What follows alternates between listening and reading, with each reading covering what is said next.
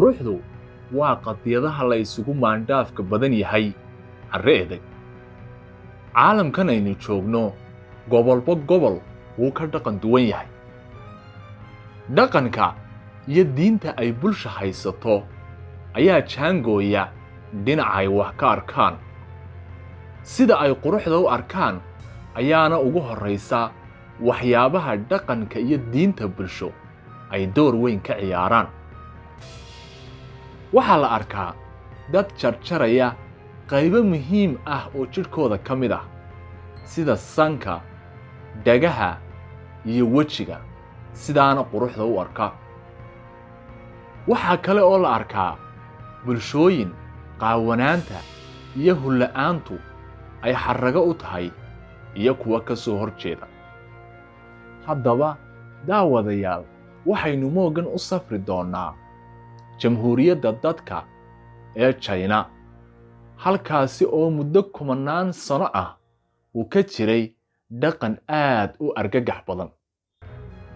waxaynu wax ka ogaan doonnaa mid ka mid a jidadka ugu khatarta iyo silaca badan ee qurux lagu raadiyo caalamka guudkiisa, haddaanu ahayn kan ugu khatarta badan.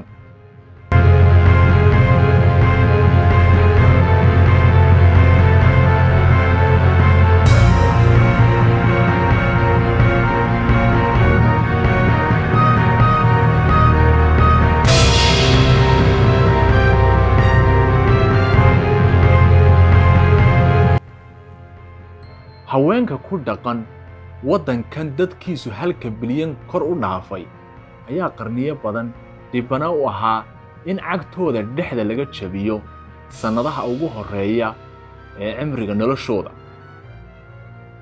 cagta ayaa laga jabinayaa baabacada ama raysmagaadhada hoose.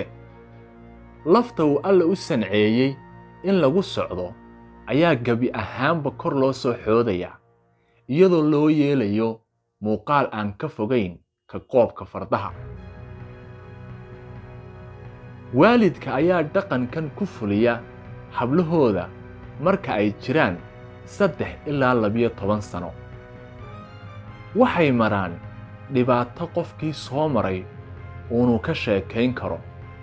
saliid kulul, dab, biro adag iyo kaba aad cidhiidhi u ah ayaa loo isticmaalaa si loo soo xoodo lafta hoose ee cagta. taa waxaa ka daran in aan la oggolayn inay cagtu korto. waxaa lagu ilaalinayaa cabbir aad u yar oo la isla yaqaano. waxaa dhacda in faraha qaarkood ay dhaafaan xadkii loogu talagalay, kadibna la jabiyo ama la jaraba. waa fal aad u xanuun badan oo argagax leh, waxaana ka dhalan kara xanuunno dhibanaha gaadhsiin kara ilaa geeri, sida xanuunka jidhka qurmiya ee loo yaqaano gangreenka. waxaa dhacda in ciddiyuhu daataan dhibanaha ama laga saaro mararka qaarkood. hablaha ayaa safarkan naxariista daran mara iyagoo aaminsan in sidaasi qurux tahay.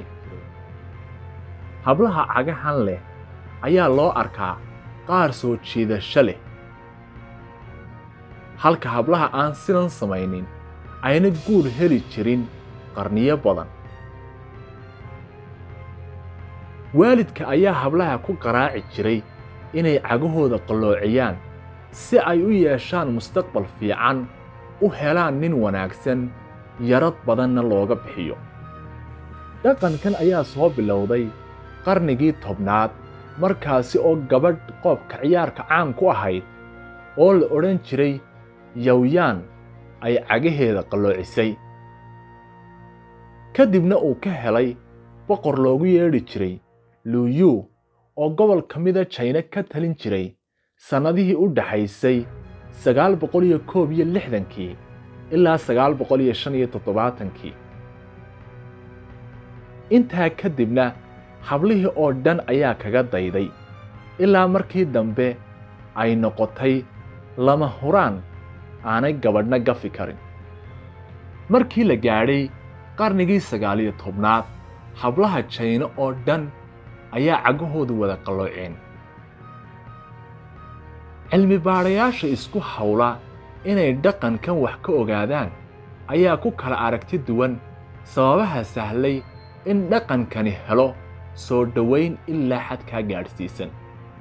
qaarkood ayaa aaminsan in raggu jeclaayeen hablaha cagaha yaryar sidaana uu dhaqankani ku faafay.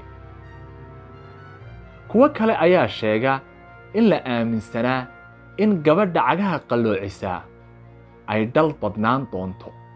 waxaana jira dad ku dooda in cagaha dumarka loo qalloocin jiray si gabadhu ay ninka ugu tiirsanaato oo tusaale ahaan haddii ay isku dhacaan aanay meel fog u gaadhi karin. dhaqankan ayaa hadda badi ka suulay dalweynaha China.